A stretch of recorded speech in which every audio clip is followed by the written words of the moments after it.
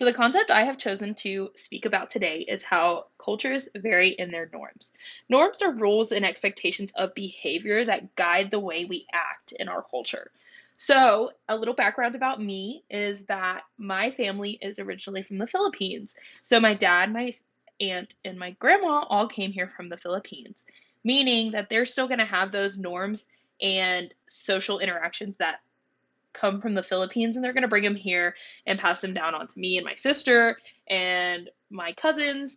And some of these norms are not typical for the United States, so I want to touch on a few today. The first one is how we show affection. So, my dad and my grandma often do this thing when giving hugs where they, rather than giving you a kiss on the cheek, they'll sniff your cheek or your neck or your arm. It's just a way to show affection. So it's very similar to giving a little peck on the cheek or on the hand, stuff like that. This could be considered weird in many aspects. If I were to do this to probably one of my American friends who didn't grow up in the same household as me, they would probably be like, "Why are you smelling me?"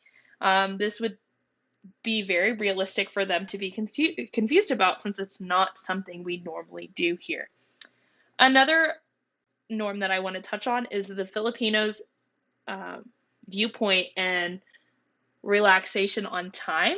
So in the States, we do have often very strict time frames. If you say you're going to be somewhere at a certain time, you expect them to be there.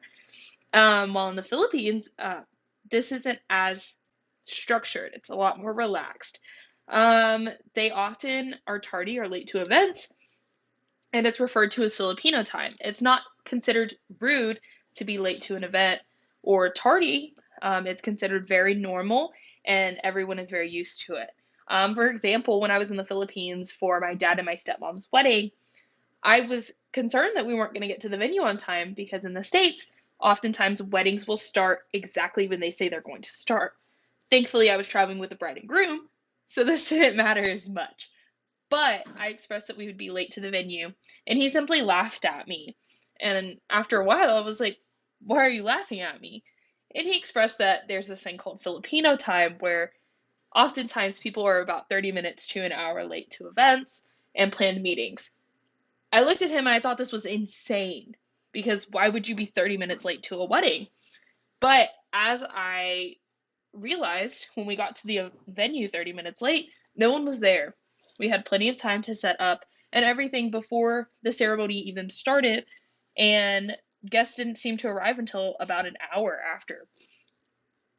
And I think about how this translates into the workplace. If I were to do something similar at my work, if I were to show up to an event for work 30 minutes to an hour late, this would be an issue. If I am expected to be somewhere at 5 and show up at 5:30, this can be considered disrespectful. And I find it disrespectful when people are late to my events or to work or anything of the sort.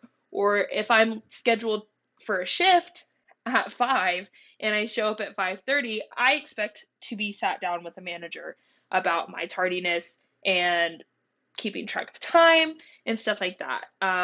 Whereas in the Philippines, it's not expected of you to be there at a specific time. It's more about the quality of the work of what you're doing and so on and so forth.